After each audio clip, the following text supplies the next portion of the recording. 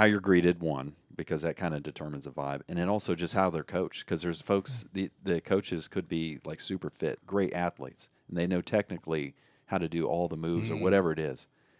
But if they're not conveying that information and they're just up there enjoying their chai, latte tea and eating my oatmeal or whatever it is, after they do the briefing and you're just kind of struggling along with like, I want to improve my clean and jerk and I can't do it because this guy's just over there talking on his phone or whatever. Yeah, that's the thing. Yeah, equipment is a separator. Like if you walk into a gym, what their equipment looks like, how clean their gym is, those kind of things are important. But if you do CrossFit for a while, you can spot the coaches that don't care versus the coaches. And that's how CrossFit gets, if some people have a negative view on CrossFit, it's like the bad coaching. Yeah. But you can get a bad personal trainer at a Globo gym too. It's the same thing. It's just you pay a premium to go to a CrossFit gym. It's more expensive than other gyms. And what you're paying for is that coach's knowledge and ability to coach you.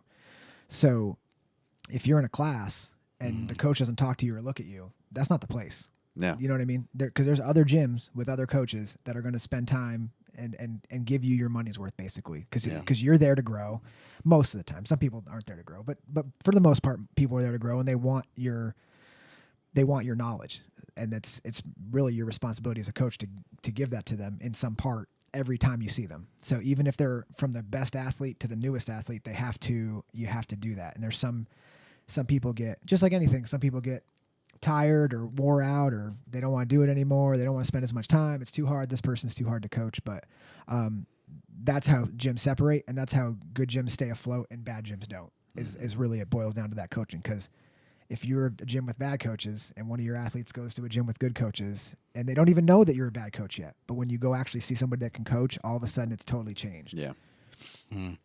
Yeah, I would imagine that there has to be some sort of thought amongst people that, oh, this is easy, right? I'm going to get some equipment, and maybe they downplay the coaching side of it. Yeah. And they're just going to, we'll just get some workouts from the internet. And as long as I have some cool equipment for them to use, it'll be fine. Yeah. Or they could be, like the owner could be like a fantastic athlete, and then he knows some of his buddies that are fantastic athletes. But if they're not setting the tone as a coaching staff of like, we are here to coach the person that walks in and is a moderate athlete and moderately experienced, we're here to coach the person that just walked in the door and they got a coupon to be to a CrossFit gym and they want to try it out.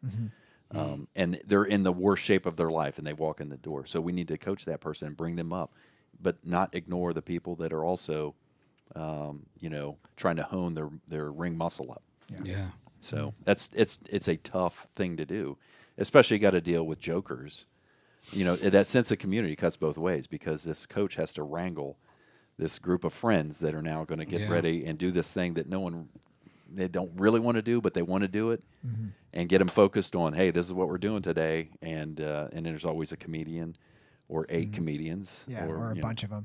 Every CrossFit gym I've ever been to, the early morning class is always wild. Like Really? It's always wild. Ours is the same way. Like it's always wild. It's like, awesome. Like it's people that are somewhat driven to be up that early and work out, and they all become friends because it's like hard to work out in the morning. None of them really want to get going, so they're all like, we're all delaying, all making jokes, and it takes a special coach to wrangle all those people in, because you have. It's worse than herding cats. Maybe bobcats. Yeah, everybody's talking, everybody's trying. You're trying to wrangle these guys up and focus them up so you can get started and get the class finished, because everybody's got to go to work. And we'll be the first person. Hey man, you ran the class over late. I'm late for work, but we're the ones that are stopping you from getting us going. So because you're telling stories to Todd. Or whatever. That's right. So it's so then every gym must have some sort of, you have like kind of a prevailing culture that exists. Yeah. And then. But then the time of day might alter some. For sure. So then I would imagine if someone's really just not cut out to be a CF Invigorate, like that will most likely take care of itself. Yeah, it will. Yeah. And it's not just on the coaching. It may just be like, I just don't It's the fit in with environment these also. people here. It's coaching and environment. That's the two big things. Some gyms are inherently a very competitive gym. They may have in the area all the young people that want to compete, so they all kind of just go there, and that's not the spot for.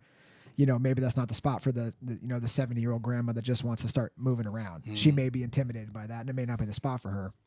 That does happen from time to time, and that is like our gym has a pretty good mix. We do have some competitive athletes, but we have a wide ranging group of people, which sometimes we're just lucky. Like it's just the way that it plays out. Yeah. So And it's transient. It's only a matter of time before it changes and morphs over Yeah, time. that's right. Nothing's permanent. yeah, nothing's constant like that.